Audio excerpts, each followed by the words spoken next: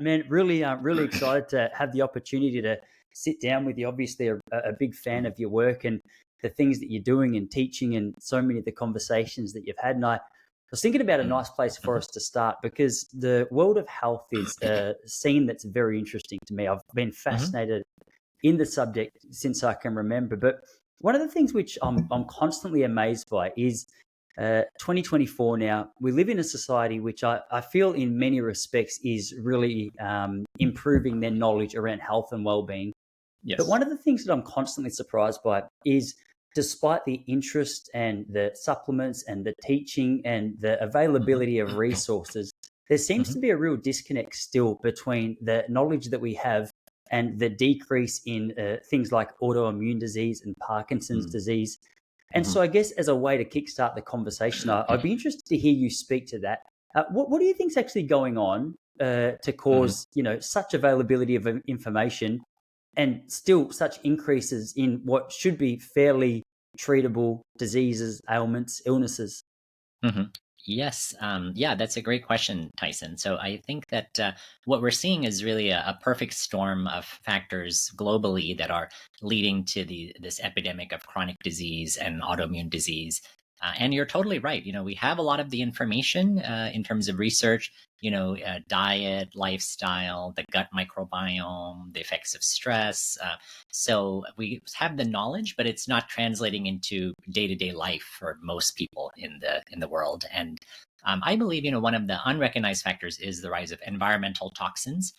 So these have been rapidly increasing in the past years, and I feel not enough attention is paid to the effects on chronic illness, metabolism, immune health, gut microbiome, from toxins, as well as these other factors as well, like deterioration of our food supply, changes in our gut bacteria, of course, the increased stress of modern living. So I think all of those factors in combination probably. Yeah, it's an interesting conversation, and one that I think is the attraction of a person in a situation like what you're in, because obviously, rightly so, in so many respects, you go to a GP and they'll have certain treatments for certain illnesses, and in many cases they'll work. But in many cases, in my own experience, in those of my family and friends, they'll go there for what seems to be a relatively simple or frustrating little problem. They'll get diagnosed, they'll get prescribed. They'll go through the prescription and notice that, hey, a lot of what I've just been told or recommended has made absolutely no impact. So I'm interested in that combination of, I guess, a more holistic view, things that actually looks at the toxins, looks at the stresses, looks at the environmental factors, rather than just a one-size-fits-all kind of tablet. So I know this is a field of yours that you're more specialized in. You've got a broader approach, I think, than what so many of the GPs that many of us go to for these problems seems to have. But in terms of the toxins, now I know you go through this in a lot more detail in your book. The toxins is one which I think is completely ignored, misunderstood, not known about. When you're talking about toxins, what are you talking about? Yeah, so there's different categories of toxins. There are things like heavy metals, mercury, lead, and so forth. There are pesticides, which can be found in the food, can be avoided if you choose more organic. And then there's environmental pollutants, things that show up in the water, in small quantities, in foods. Things like endocrine disrupting chemicals that can show up in our personal care products, lotions and creams that we apply to the body every day, and they get absorbed through the skin. And even in household, air, indoor air, in some studies has been shown to be more contaminated than outdoor air because of things in the home that are off-gassing and mold spores or other cleaning chemicals and so forth. And so I think all of these together, each, like an individual toxin is likely not going to be acutely harmful, but when you're combining dozens or hundreds of these, a couple of studies have found the average person has more than 100 measurable toxins in their blood. Then you start getting those synergistic negative effects, which are very hard to study, but we can see the effects of it. Yeah, I'm in the process of having a few amalgam fillings removed from like the early 2000s or so. I'm not sure if you've got much to speak to about that. But I'd started to do a little bit of research because obviously, I mean, my health story goes back a long way, like all of ours, but I always thought I was a relatively healthy kid. And I look back now at my lifestyle as a 14-year-old kid, and it was that 99% fat-free diet. Everything that we ate, it was healthy if it was fat-free, supposedly. Yes. Yeah. And so I opened my cupboard and it was fruit bars and it was muesli bars and it was cereals and it was yogurts and it was delicious. And I was like, look how healthy I am. And I could never understand why it was that I'd go to a dentist and he's like, hey, you need 6 new fillings. And so I'm in the process now of, I'd been learning a little bit about amalgam fillings, and I think it's mercury is the toxin that it contains, or the metal that it contains. And I'd heard a lot about some of the negative side effects that this can have on, like brain health and a whole range of other factors. Yes. Can you speak to that at all? Like, is that something that I should be concerned about and should go and get sorted? Yes, absolutely. I think the dental profession has been slowly shifting as well, just like all of our other understanding in terms of using less of mercury amalgams and switching more to composite or inert materials. And I think it depends on the person. If it's maybe just one or two that are not posing an issue, maybe it's fine. But if there are multiple fillings, and then certain people are more sensitive to the release of mercury from those fillings over time, then it can be an issue. So yeah, I'm glad you're working with a more holistic dentist, and they have approaches to replace and repair those fillings, because mercury, as it builds up in the body, can have neurological effects. It's a neurotoxin. It impacts the brain, can cause brain fog, fatigue, other neurological symptoms. Even in one published case in the literature, there was a patient with multiple sclerosis who was found to have high levels of heavy metals, mercury, and then she went through a chelation therapy, and it actually put her into remission, whereas like medications and other things had not been able to. So the effects of heavy metals, can really accumulate over time. So I'm glad you're looking into that. Yeah, awesome. It's so interesting. That was going to be my follow-up question is, once you've actually dealt with the fillings, is there a way that your body can actually excrete this kind of stuff? And I often wonder as well, I still take part in a marathon runner or distance runner, really interested in going out, running long distances and swimming and just doing these events where naturally you're going to be sweating quite regularly.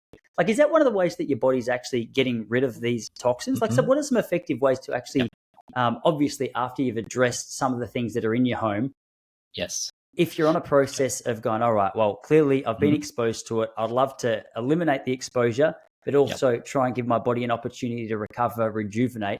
What are some practical steps from that standpoint that you can take to get your body back to a healthier foundation to work from?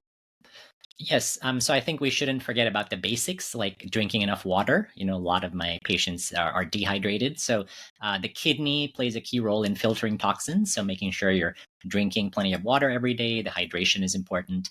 And then elimination and healthy bowel movements are key, because your liver packages toxins into the bile, which ends up, in the stool, and it's meant to be excreted every day. That's part of your daily detox. And so if you're struggling with that, then that's an area that definitely is good to work on.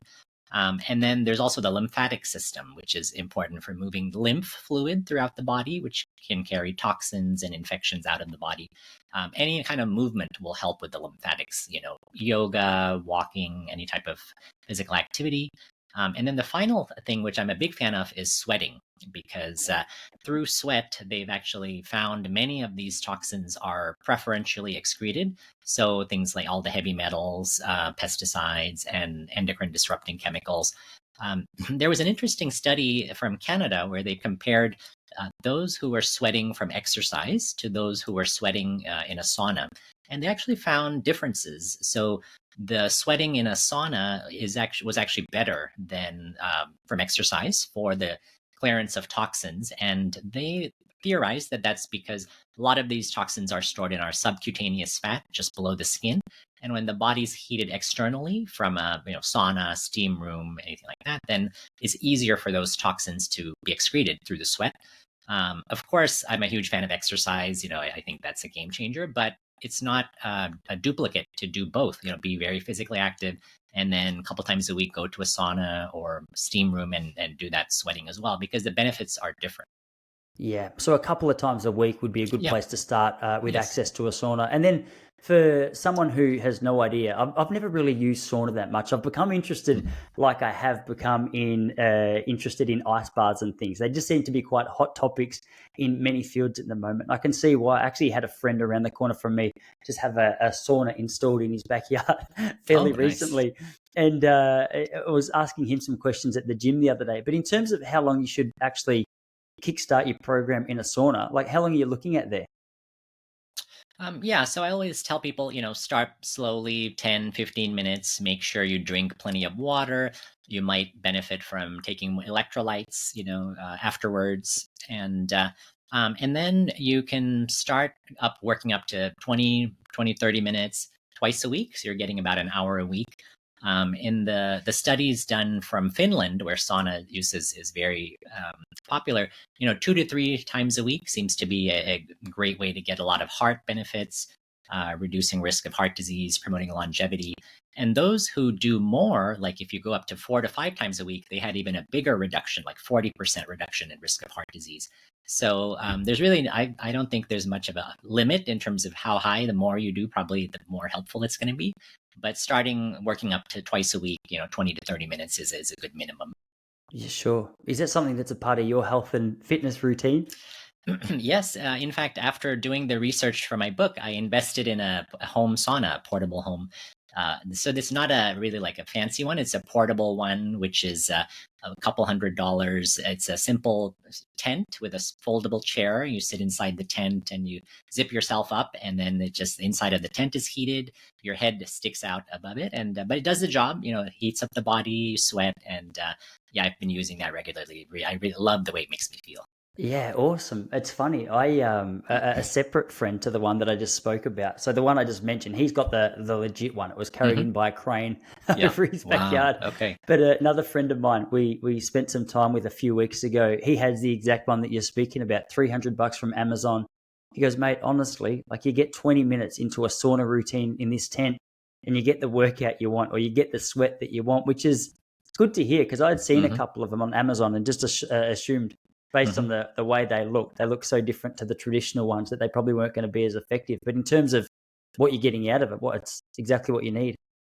Yes, exactly. I think yeah, any type of heat to the body. So for people who don't have a sauna, even in doing a hot bath, like sitting in a bathtub, really with as hot water as you can tolerate, I think that's probably not the same as sauna, but you're getting something. You're getting some benefit, and a hot tub is better than nothing, but it doesn't really heat your body enough compared to a sauna.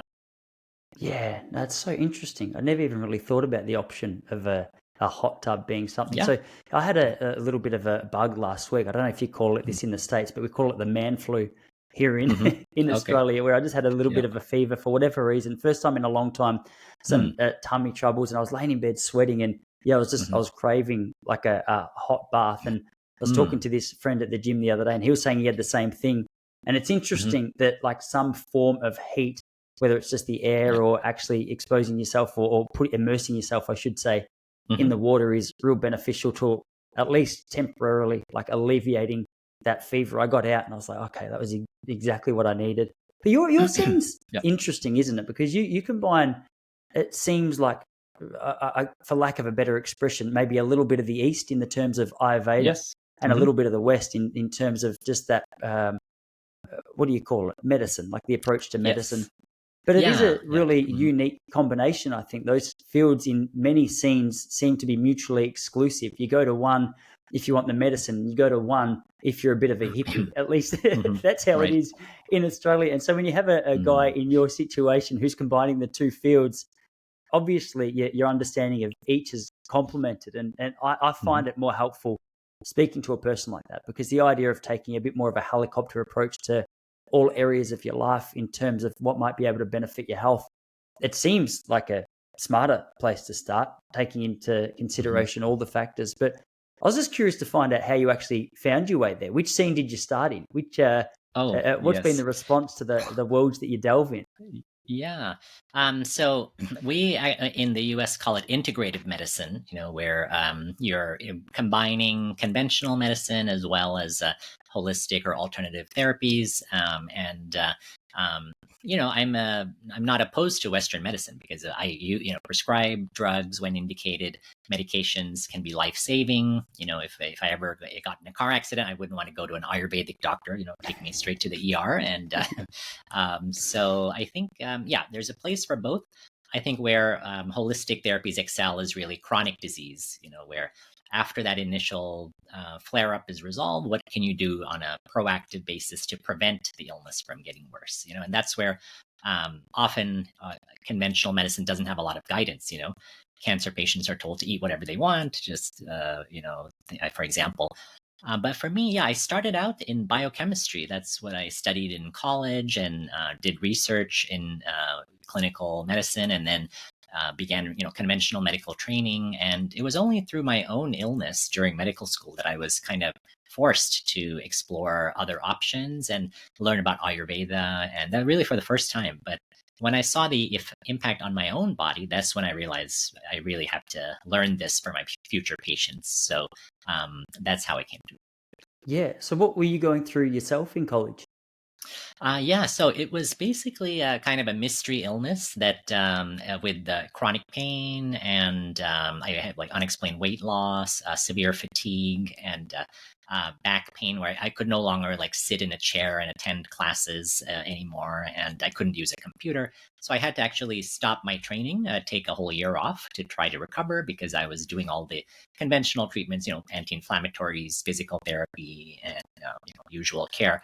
And then I consulted an Ayurvedic doctor who diagnosed me with what's called a Vata imbalance, which is VATA. That's one of the Vata is one of the main forces in Ayurveda, and it's a completely different system where they believe that imbalances of these forces cause illness. And that was the first thing that actually fit all my symptoms. Nothing in Western medicine really fit, but it was kind of a textbook case of all the things seen in Vata imbalance. And when I started addressing those, with the proper diet, lifestyle, stress reduction, vitamins, herbs, natural things, then that's when my health really recovered. Sure. And from an Ayurvedic perspective, what is a proper diet? Oh, yeah. So the great thing about Ayurveda is it's highly individualized, and so they believe that each person has a unique combination of these what are called doshas, or forces in the body, and there are three main ones, and like Vata, Pitta, and Kapha. And then the diet recommendations kind of vary a lot depending on which is primary, which is secondary. I write a lot about that in my books, but the great thing is it's completely individualized. So you might have the opposite recommendation as your neighbor if you have completely different body types. So for example, like Vata body type is recommended to kind of reduce raw foods, and someone with a different, like for example, Pitta constitution is encouraged to have a lot of raw foods. So it really varies a lot, which is the strength of Ayurveda.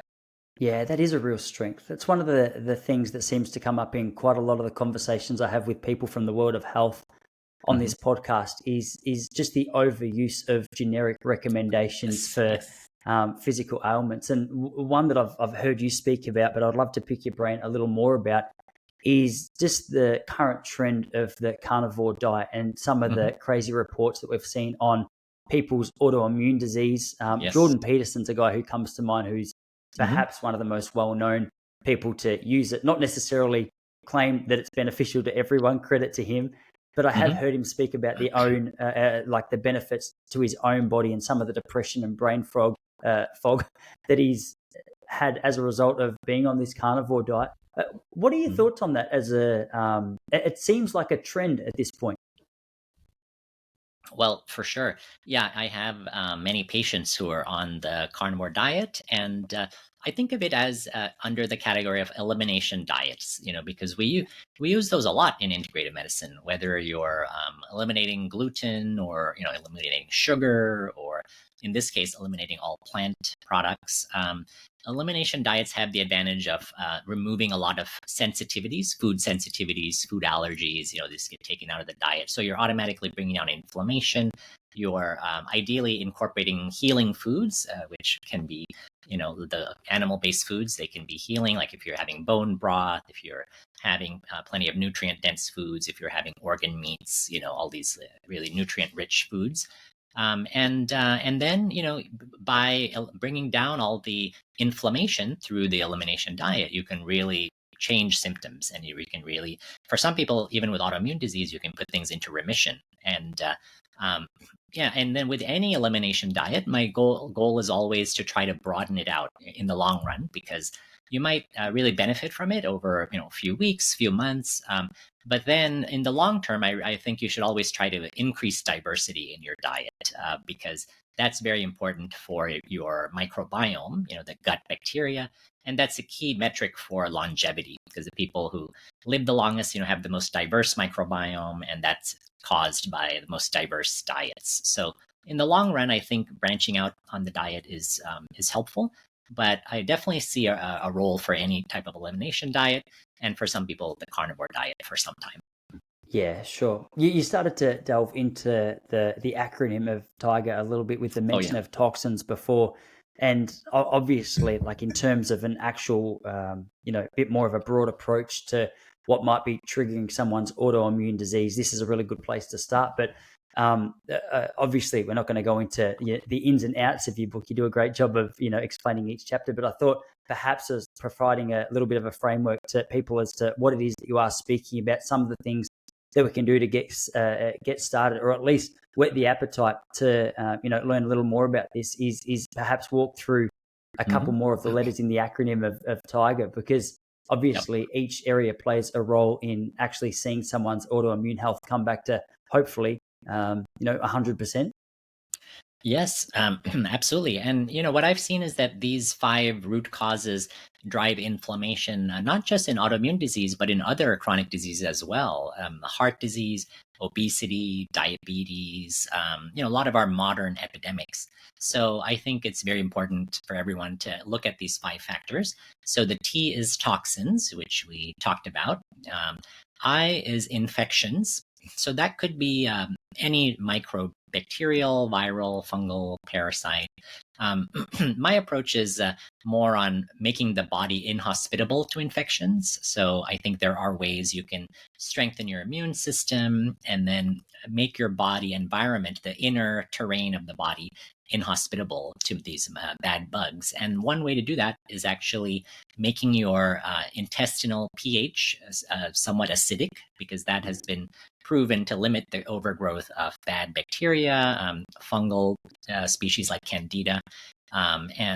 So strategies to help acidify the intestine include intake of fermented foods. They have a lot of these beneficial acids, getting more plant fibers in the diet, getting prebiotic foods. So fermented foods are great, but I think prebiotic foods are less well known, but maybe even more powerful. And that could include things like artichokes and asparagus, leeks. There's a long list, but I think making the body inhospitable is my approach to the the infection piece. Sure. And then the G is the gut. So the microbiome, affects really every other system in the body, the immune system, the brain, the heart, pretty much inflammation throughout the body. So keeping the microbiome really optimal is health is key to maintaining health. And then the E refers to eating. And then in my approach, I break it down into the phase 1 and the phase 2 diet. So we talked a little bit about elimination diets, and that's what the phase 1 diet is. It's much more restricted. You're cutting out potentially a lot of foods, and then you're doing the reintroductions to then move towards the phase 2 diet. So I walk people through, systematically over 8 weeks. How do you reintroduce foods? How do you keep a food journal? What symptoms do you track? Because people need a lot of guidance about that. It's not easy.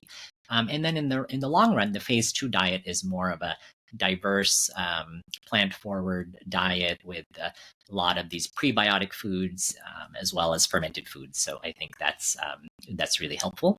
And then the R refers to rest. So getting adequate sleep, managing stress, really working on that mind-body connection. I think that's one of the modern epidemics, our just busy lives and the level of stress we all deal with, often unconsciously.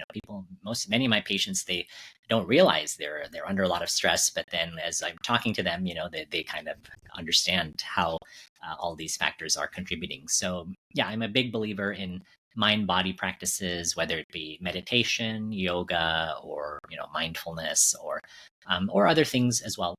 Therapy, guided imagery. There's a lot of different options out there. Sure. To rewind a little bit and go back to the pH levels or the blood Yes. acidity, this is something I've heard about briefly, a little bit. I mean, I've Mhm. got apple cider vinegar sitting in Yeah. the cupboard, which is something that I'll take on a not daily basis, but fairly regularly. And I started Mhm. that habit years ago when I heard someone speak about this. And I thought, okay, that could just be a really good place to start. But the idea of fermented food in general through Yep. the rise of kombucha and Mhm. I'm completely blanking on the name. What's the German the Oh. cabbage Oh fermentation yeah, of sauerkraut. sauerkraut? Sorry, Yeah. yeah, I Yes. completely Yes. blanked on it. But sauerkraut's obviously another one. So when we're talking about like that blood acidity, so Yep. disease flourishes in high acidic blood. Is that right? No, it's only the intestine. So it's not the blood pH, because blood Okay. pH is very tightly regulated. It doesn't really fluctuate. But intestinal pH varies quite a lot based on the diet. Yeah, because every organ has a different optimal pH. So we're talking only about the large intestine. But research shows, yeah, if you can get the pH down below 6.5, 6.0, that's really the optimal range. And then the main driver of that is what are called short chain fatty acids. So these are supposed to be produced by your gut bacteria. In a healthy gut, the microbiome is abundant. There are plenty of these short chain fatty acids being produced, and that's what drives the pH down. And so the bacteria need all those prebiotic foods, the plant fibers, to then produce those fatty acids, and that's the main driver. Yeah. So when you're talking about Ayurvedic medicine, when you're talking about more of a natural approach to medicine, I mean, it must be Mhm. mind blowing to you. And I know the acronym; it's a little bit tongue in cheek, but the standard American diet, the Yes, SAD diet, it's right. very similar. I would bet good money that from Mhm. what I've seen in Australia and what I've seen in America, the diets are very similar. Perhaps some of Yes. the serving sizes are a little bigger in the States, but I mean, Yep. we're not doing much better over here from what I can tell. Mm. So, what are some of the really common foods that people are eating, which are just destroying any chance of actually being able to lay a baseline of an intestinal pH level, which is actually beneficial to being able to operate at full health? Is it the things you'd expect, like your high sugars and your high saturated fats, and or is there some other little sneaky substances sneaking through the system which are really destroying our ability to be able to maintain high levels of health? Yeah, it's, I think, a very interesting area of research because more and more of these food additives are being linked to disturbances in the microbiome. So, preservatives, emulsifiers, sweeteners, especially artificial sweeteners. So, a lot of these things are really present in processed foods. So, it's back to that kind of effect of, highly processed packaged foods contain a lot of these negative ingredients. Plus, they often contain the added sugar and things that are inflammatory. So I think that there's the presence of some of these harmful foods, and then there's the absence of the things which can help, which are the prebiotic foods, the fermented foods. People in the U.S. they don't often have a taste for those, sour or pickled kind of foods. But yeah, those are also absent. But those are the foods which can help the pH. Sure. So, what are we talking about in terms of differences? Because I've heard a lot about probiotics, but Yes. prebiotics, what's taken place there that's different to probiotics? Yeah, so probiotics refer to the live bacteria, which can be found either in foods like fermented foods or probiotic supplements like capsules. And prebiotics are basically food for the bacteria. So they're basically fibers that feed those good bacteria. And prebiotic foods are contain different categories of those prebiotics. So, for example, there are polyphenols which feed your good bacteria. Those include things like green tea, grapes, or red wine, any kind of berries. There's a lot of options there. And then there are the inulin-rich prebiotic foods like artichoke, garlic, onion, asparagus, leeks, and so forth. There's resistant starch, which is another prebiotic that broken down into 3 types, 1, 2, and 3. They're different grains, whole grains, certain legumes, beans that contain each of those 3, and so forth. So there's like many different categories of prebiotics, and and what I like to do, so in my book, is to give people like dozens of choices in each category and explain that they don't need to eat all of them. It's not that you need to eat all of these 200 foods, but select some that you are not eating regularly and adding that in, because you want to really try to vary your diet. Many of us get in the same habit, eating the same 12 foods every week or whatever, which is convenient, but it's not ideal when it comes to the gut. Sure. And in terms of trying to follow seasons and things, like Yes. obviously with a worldwide market, we've got foods coming into Australia which are, clearly from last winter or last summer or sometime in between, and they Yep. seem to be available no matter what kind of the year it is. Do you have any personal preference when it comes to eating food in season? Is there much to show in terms of like the health benefits of eating in a way like that? I think so. Yeah, that's one thing Ayurveda highly recommends is eating locally, eating seasonally. So I suggest trying to shop at your local farmers market, go directly to the farmers and finding out what's growing and eating seasonally that way is one of the easiest ways. You don't need to think about it. You just shop at a farmers market. Whatever's in season will be available. So That's good. So you're doing that for yourself. You're going out to local yes. farmers markets, and have you got Yep. a preference on organic food as well? Yeah, I try to whenever possible. I think if a food has a thick skin that we're going to throw away, then typically we don't get organic, like avocado or banana, for example. But whenever possible, it's definitely not like 100%, but I try to lean in that direction. For sure. Yeah, we're the same. I had a really interesting conversation on here with Dr. Ray Dorsey a few weeks ago. I'm not sure if you're familiar with Dr. Ray Dorsey or know too much No. about him, but he's a researcher in the field of Parkinson's disease. Oh, good. And he was speaking about a number of the common factors which seem to correlate with an increased incidence of Parkinson's. And he was speaking about, first of all, there was air pollution, but second of all, there was just exposure to paraquat, which is, Oh, wow. I don't know if you know what that Yes. is. It was an education to me, but for anyone listening who doesn't, it's essentially glyphosate, the lead ingredient in Roundup's more powerful older brother, from what I understand. And he was saying that it's, in so many of our field sprayed crops.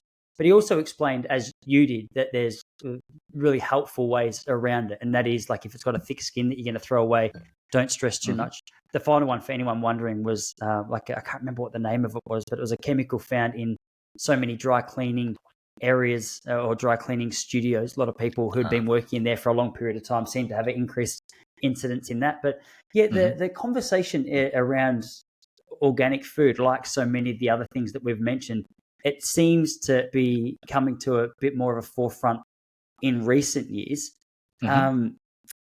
It's interesting to see. I mean, this is a whole other direction that you could take the conversation, but it is mind-blowing that 60 years ago, the cigarette companies were advertising the health benefits of smoking.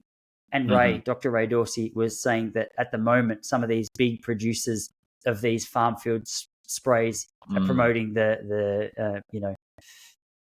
not the health benefits, but the lack of health impact of some of the sprays that are on the food. But you dig a little bit deeper, and I mean, the research seems to show that there's some pretty negative consequences as well. So in terms of I don't know if you have a percentage or how passionate you are about it, but just you would say, if you can, eat organic. If you can't, maybe try and wash it. Yes, exactly. And I think that's a very interesting point that you've raised, which is important because, as consumers, we live in a world where we're so exposed to marketing, and we're really easily swayed by messages that are put out there. And many groups have taken advantage of that. And so, starting with smoking and tobacco companies, but the same playbook has been used by many of the manufacturers of ultra processed foods, in terms of how to market that to people. In fact, I was reading recently about how with the opioid epidemic in the US, we've had a really big problem with overuse of opioid or narcotic pain relievers. Same playbook. They found that many of these pharmaceutical companies, they had campaigns to minimize the negative perception or side effects of opioids, and try to target vulnerable populations, veterans, young people, children, and really influence prescribers and physicians that way. So unfortunately, the same playbook is used over and over again by so many of these different groups. So that makes it so hard for the average person to navigate. For sure. And it's interesting because you speak about the world of health and it does seem to be so mirrored and foggy and confusing. Yep. And you'll speak to one expert and they say, hey, you have to be carnivore. And then you speak to Right. another expert and they say, no, you have to be vegan. And then, what you're saying makes the most practical sense to me. Hey, have a bit of variety. I mean, that's the Blue Zones was a really great Yes. job for so many people without a degree in science for looking at, hey, what are the oldest, healthiest populations in the world doing? Did you see that film or read that book by any chance? Yep. Yeah, it was really interesting to me that nothing that they were doing was that surprising. There was no carnivores, nothing. There was really any vegans.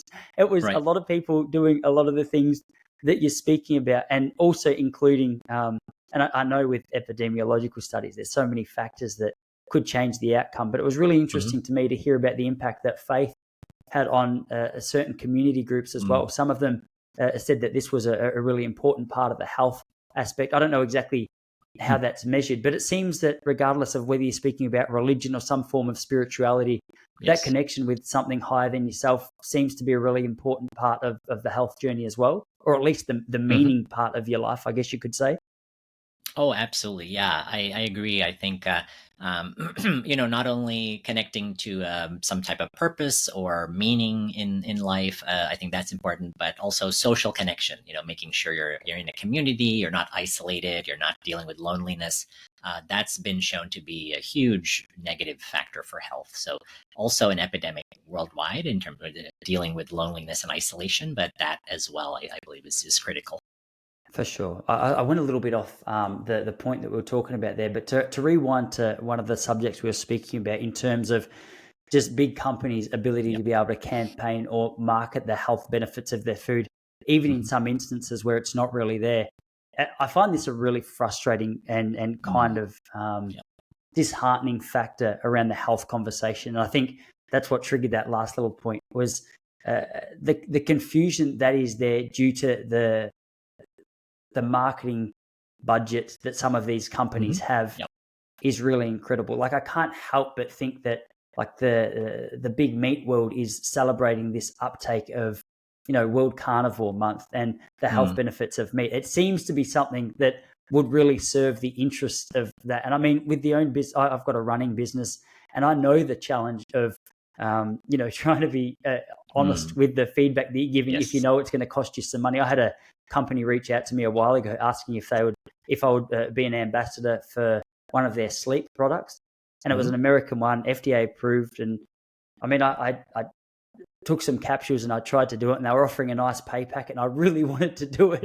But I mean, the fact was, I'm a really good sleeper as it is, and I took it, and I was like, I can't notice that much of a benefit, but I could sense, and it took my discipline and maybe some of the discipline of my wife to go, hey, come on, if you're not being completely honest.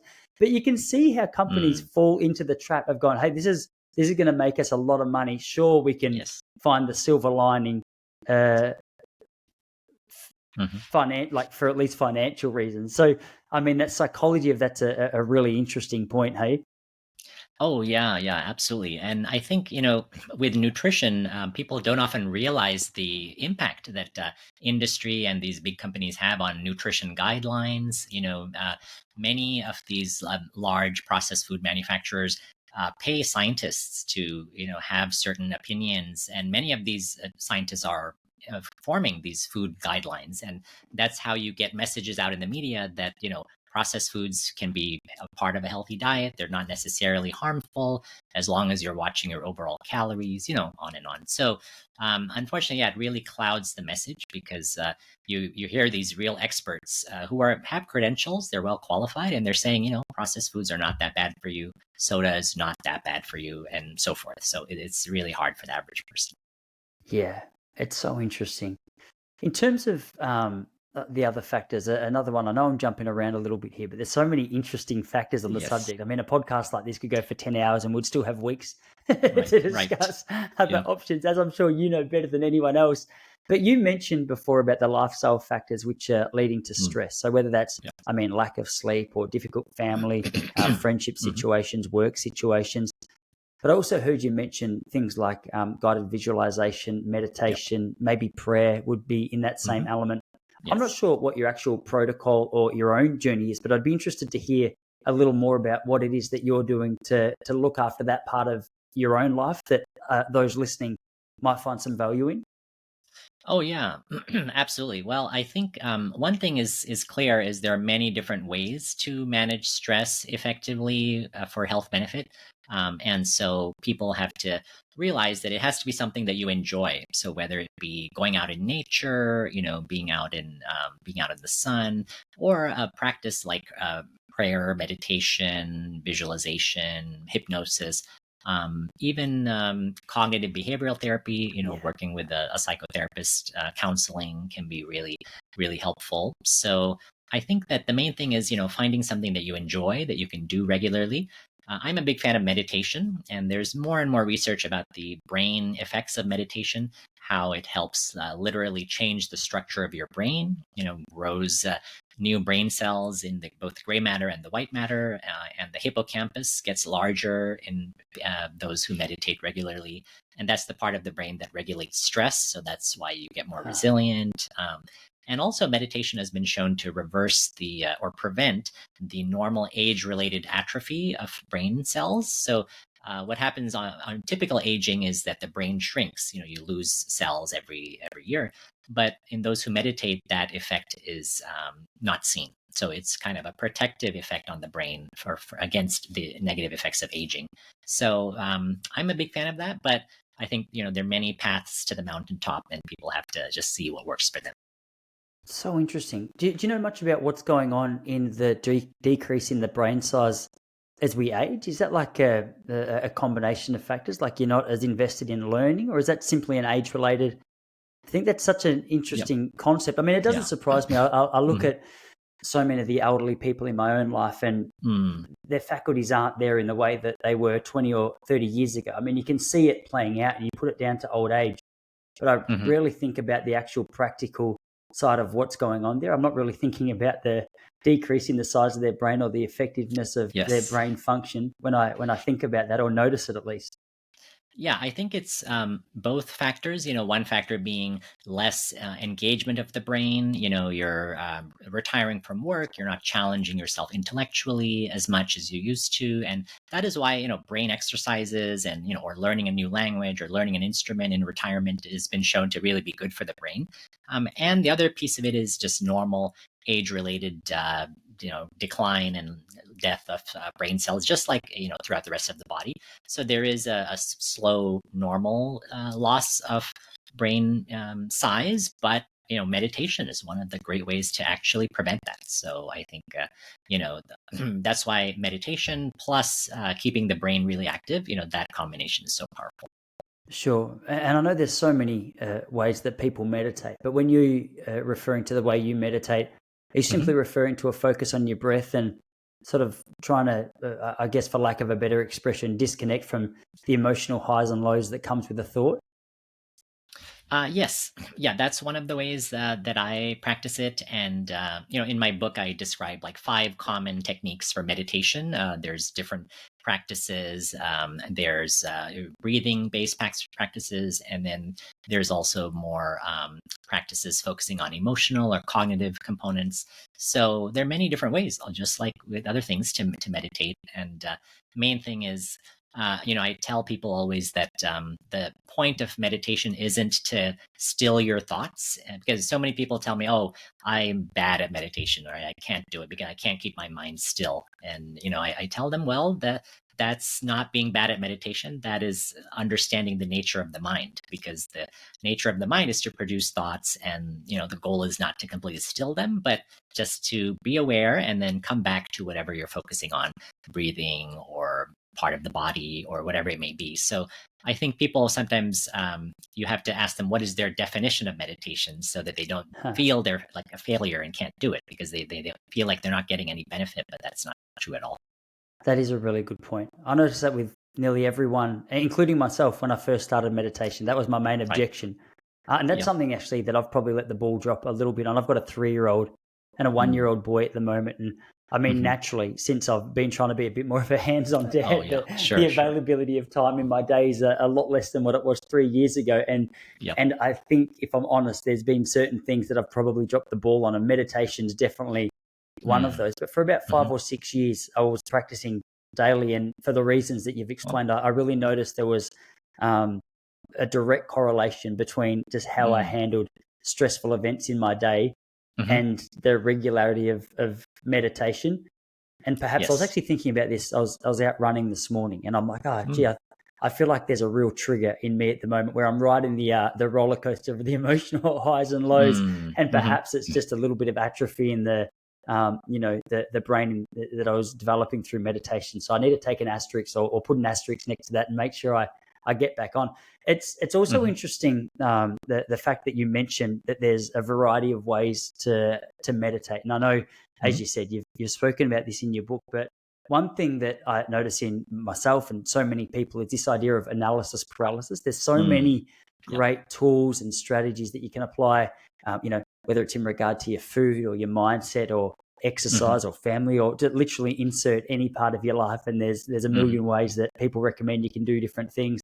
But so often the benefit comes in just deciding to choose one and actually Yes. creating a practice around that. Did you have any trouble getting to a point of going, okay, well, this is the actual meditation style for me? Or if it wasn't meditation, perhaps there's another area of your life around diet or exercise that you've experienced what it is that I'm trying to explain? Oh, yeah. No, absolutely. I think that's one of the challenges with our modern world, is just the overwhelming abundance of choices. And I have many patients struggling with that as well. I think that, yeah, mostly what I see is really in the area of diet, just because we have so many choices. We have so many differing voices that we're exposed to, in the science, in the media. And so my patients are often just very confused. They don't know where to start, and therefore they just throw their hands up and eat whatever they feel like. And so yeah, I think that is a very important issue in multiple areas. Yeah.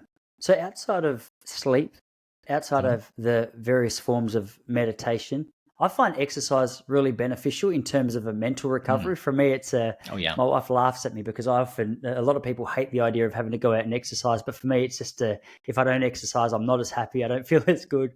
Like Mm. as I mentioned, starting the day today with a run, I finish Mhm. up and it's like my cells come alive, and mentally I'm more ready for the day. Yeah. But in terms of other ways that rest can be developed, have you got any recommendations? Because I'm not sure, I can't remember the exact numbers or dates, but essentially, and as I said, don't fact check me here, but I want to say Mhm. like the 30s or 40s, the average American was sleeping 8.5 hours a night. And in 2017, I think it was, the average American sleeping 6.5 hours a night. And I can see Mm. there'd be some pretty obvious Yes. reasons, access to the internet and movies and Netflix and whatever else might be going on, Yep. just the Mhm. availability of light throughout all of our houses. Mm. It would obviously be a really big factor in that. But it seemed mind blowing that in 70 or 80 years we could lose on average 2 hours of sleep a night. And you think about the health impacts of that, can't be great in terms of how it is that we're feeling. Perhaps Mm. laying the foundation for why so many of our health elements of life are crumbling for many people, Mhm. obviously. What else do you recommend, or is there anything else that's a must-have as a part of your life, your daily life, in terms of mental, physical recovery outside of the obvious that we've just spoken about?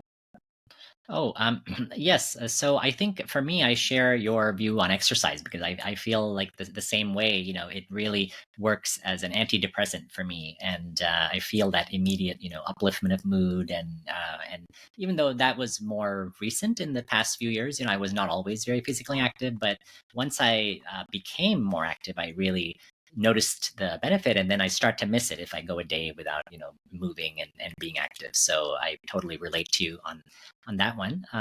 And I think the topic of sleep is definitely one thing as well for me that was very important because, in our medical training, we're basically skipping sleep for, every a few days every week and being on call, staying in the hospital and doing that for years.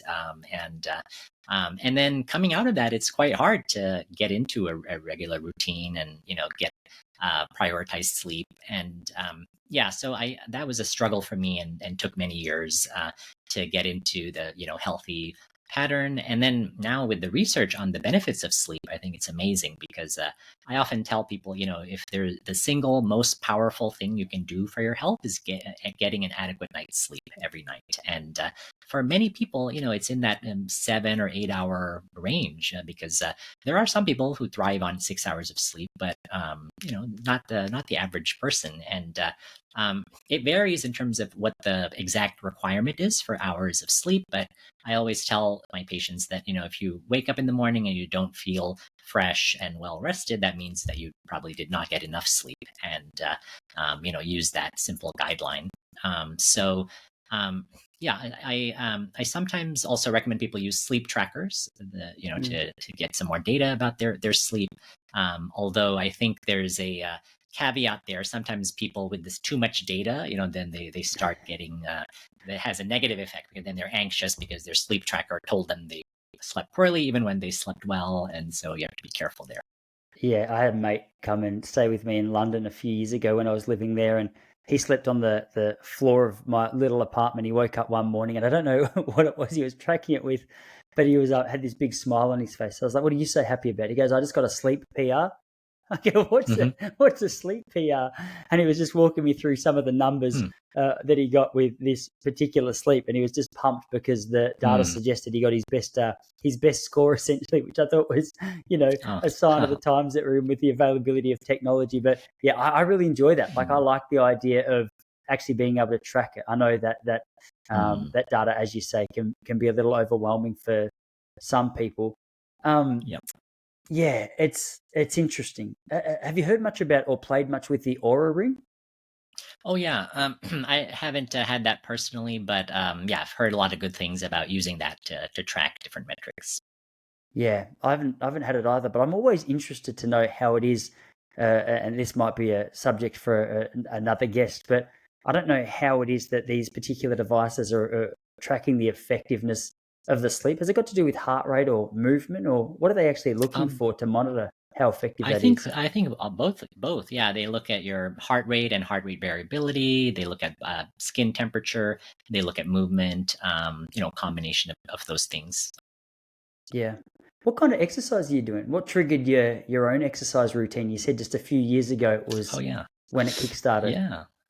Yeah, just I think it was one of those New Year's resolutions that then just stuck with me. And yeah, I really got into resistance training, like incorporating weight Yeah. training, and which I had not done for many years, and then started adding in some cardio as well.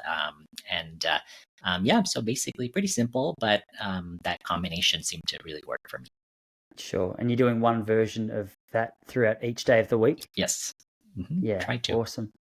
One thing I wanted to ask you, you mentioned earlier about the artificial sweeteners, some of the Mm, emulsifiers that's in so many parts of our food. The one area of my own lifestyle where I can see these is I take sodium tablets from time to time mhm. after a long run. Like if I've sweat fairly significantly over the Yep. course of a 70 or 80-minute run, I might come home, have a sodium tablet, Mm, and they're relatively sweet. It says it's sugar free, but you look at the ingredients and there's sweeteners and emulsifiers and the bad things that you say, you mhm. probably should do your best to avoid.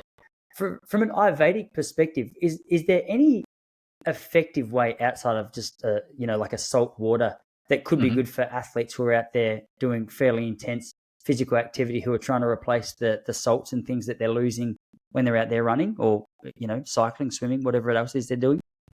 Oh, well, I'm a big fan of coconut water, because of Yeah. the potassium, magnesium, other minerals.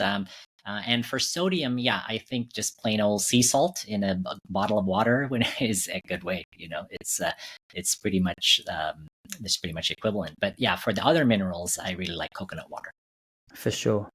I mean, we're starting to get to the tail end of the conversation, but I thought maybe as a way to hand it over, I've obviously got the book linked in the description to this episode for anyone who would like to dig deep and actually find out more about the book, learn more about the subjects that we're talking about. Obviously, we're only just scratching the surface, but in terms of leaving the audience with any particular message or a point of encouragement, is there anything that we haven't spoken about that you think the audience could consider in terms of not just autoimmune health, but just general health and bodily function?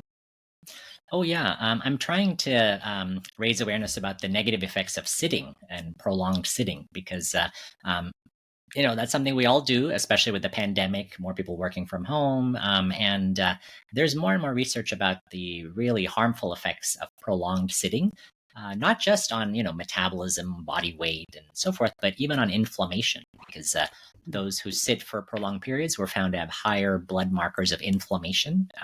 And then also sitting, it does actually. So if you exercise every day and you're very physically active, but you also you sit for 8 hours a day, you actually don't get the benefits of the exercise because it's like the prolonged sitting cancels out the benefits of exercise in many areas. So I tell people to do both, be active, but then also try not to sit, use a standing desk, try to get your 10,000 steps, try to, mix it up, walking, standing, sitting, and so forth. So I think we should really give attention to the topic of sitting because that is, not just bad for your posture and all that, but really for inflammation and metabolism and longevity probably. Sure. So in terms of on a day-to-day basis, when you're at the office or wherever it is that you're doing your work, how are you varying between the different structures of, getting your work done? Yes. You've just mentioned between standing, sitting, or something in between. Exactly. Yeah. I mean, I just have an adjustable workstation. So I stand for most of the day and then, once in a while I'll sit, but I try to spend most of the day standing in the office. Oh, okay. So that's foundational posture for you is standing up. That's funny. I've got you on right now. I've got the laptop set up on what is an adjustable desk as well. So I'm going to have to keep that going. But Dr. Akil, man, I really appreciate you making the time to come on. I was really looking forward to this conversation. I've heard so much about what you've had to say. I've been really inspired by you. So it means a lot that you come on here and, spend some time answering questions and just going back and forth with me. So thank you very much. Oh, my pleasure, Tyson. Yeah, thank you for inviting me.